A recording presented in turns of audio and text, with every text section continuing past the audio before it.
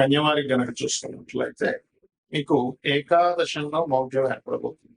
అంటే జూలై 15వ తేదీ నుంచి ఆగస్టు 13వ తేదీ వరకు రవి కలిసి ఉంటారు. రవి ఎంటర్ అవ్వడం మాత్రం అంటే మిథునంలో ఉండగానే ఏర్పడుతుంది డిగ్రీస్ వైజ్ గా చూస్తుంటే, కాకపోతే ఎంటర్ అవ్వడం మాత్రం 17 జూలై రోజు కర్కాటకంలోకి ఏర్పడుతున్నారు. అయితే గ్రహ కలయిక ఒక రకంగా పేరు ప్రఖ్యాతలు ఇచ్చేటువంటి గ్రహ కలయిక అయినప్పటికీ లాభస్థానంలో కలుగుతున్నటువంటి మౌఢ్యమి, వ్యయంలో ఉండేటువంటి కేతువు, షష్టమ స్థానంలో ఉండేటువంటి రాహు, సప్తమ శని భాగ్యంలోకి ఎంటర్ అవుతున్నట్టు అంటే జూన్ 21వ తేదీ నుంచి కుజుడు భాగ్యంలోకి వచ్చేస్తారు. ఈ గ్రహాల కలయిక, అదేవిధంగా శుక్రబుధులు కూడా కాస్త కేతుడు శుక్రుడు, ఇట్లా కొన్ని కాంబినేషన్స్ ఉన్నాయి. మరి వీటి మూలంగా మీకు కలిగేటువంటి ఫలితాలు ఏంటి, ఏ దేవత ఆరాధన చేయాలి, ఎటువంటి విషయాల పట్ల మీరు జాగ్రత్తగా ఉండాలనేటువంటి అంశాలు చెప్తుంది నేనైనప్పటికీ చెప్పిస్తుంది సాక్షాత్ లలితాంబిక భావిస్తాం. ఆ లలితాంబిక అమ్మవారి యొక్క అనుగ్రహం మీకు పరిపూర్ణంగా కలగాలని మనస్ఫూర్తిగా కోరుకుంటూ, ఇక్కడ ఈ మౌఢ్యమి అనేటువంటిది ఏకాదశంలో ఏర్పడుతుంది కాబట్టి ముఖ్యంగా సోషల్ మీడియాస్ లో చేసే బిజినెస్ చేసేటువంటి వారు, బంగారం వ్యాపారం చేసే రైతులు, మరియు కన్స్ట్రక్షన్ రంగాలు, స్కూల్స్ కాలేజెస్ నడిపేటువంటి వారు, వీళ్ళు కాస్త అంచనాలు కరెక్ట్ గా వేసుకొని ఖర్చు పెట్టాలి. 12వ స్థానంలో ఖర్చు స్థానంలో ఎప్పుడైతే కేతు ఉన్నాడో అక్కడ శుక్రుడు కూడా వస్తున్నాడు, అది కూడా కలయిక దాన్ని చెప్పుకుందాం.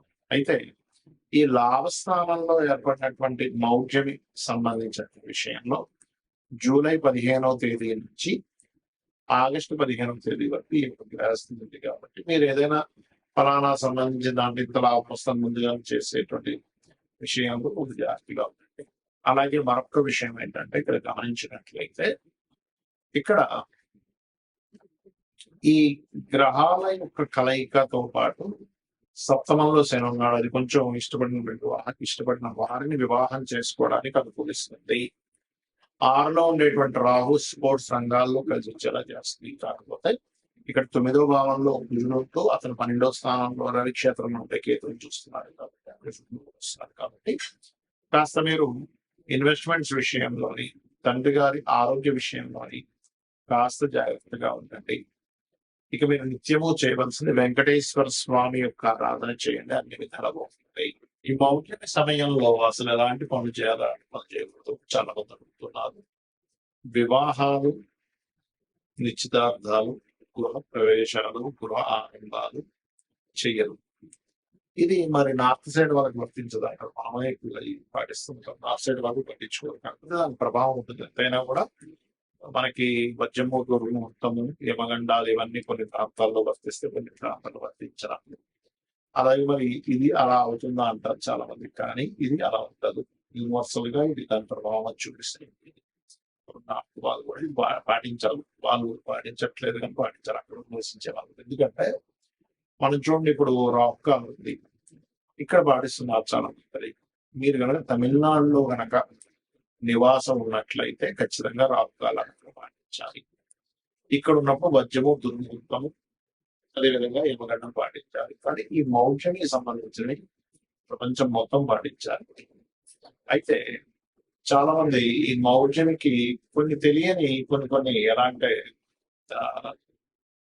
రెగ్యులర్ గా చేసేవి కూడా అవుతూ ఉంటారు. అంటే అలాగా ఉద్యోగం వచ్చింది, ఉద్యోగంలో జాయిన్ అవ్వాలి, మౌఢ్యంతో సంబంధం లేదు, అది నీ యొక్క జీవితానికి సంబంధించినటువంటి నీ నిత్య జీవితంలో మీకు డబ్బులు రావాలంటే కాబట్టి మౌఢ్యంతో సంబంధం లేదు.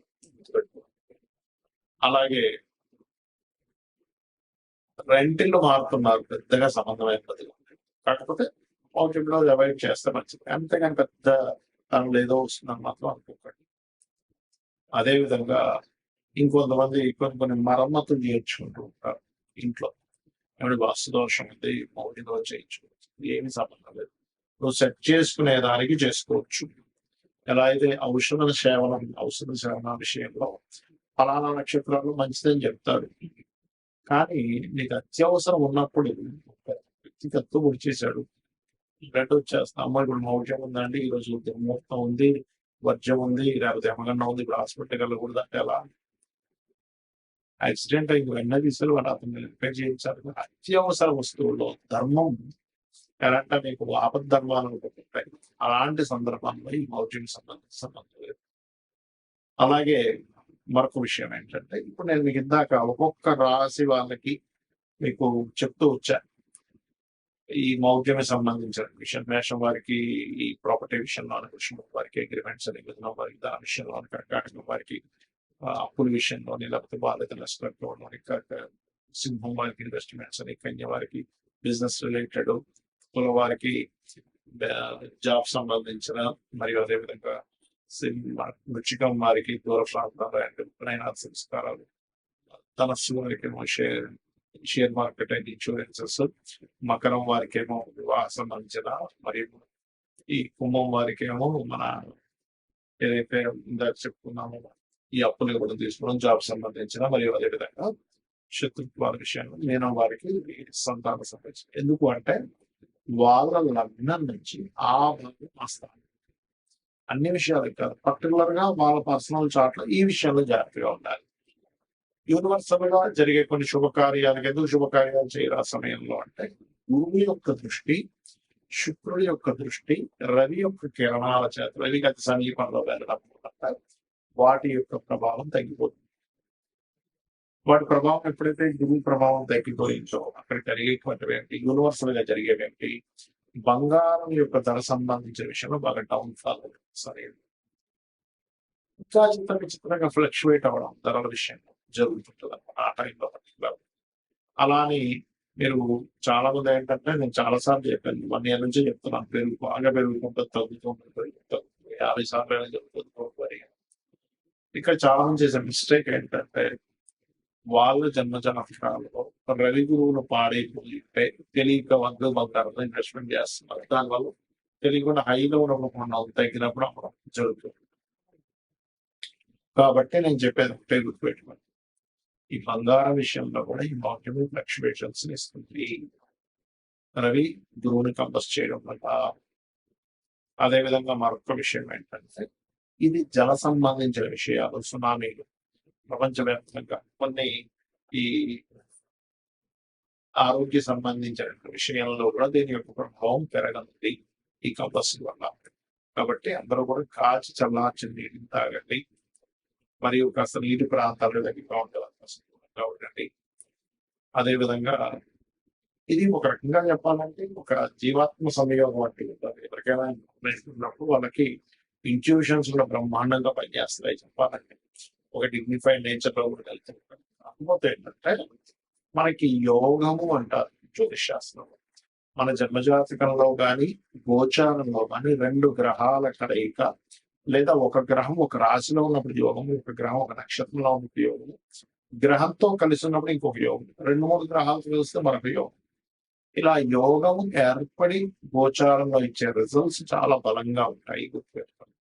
యోగం ఏర్పడకుండా ఇచ్చేటువంటి రిజల్ట్స్ లేదు, 2 గ్రహాలు కలిసినప్పుడు వేరు.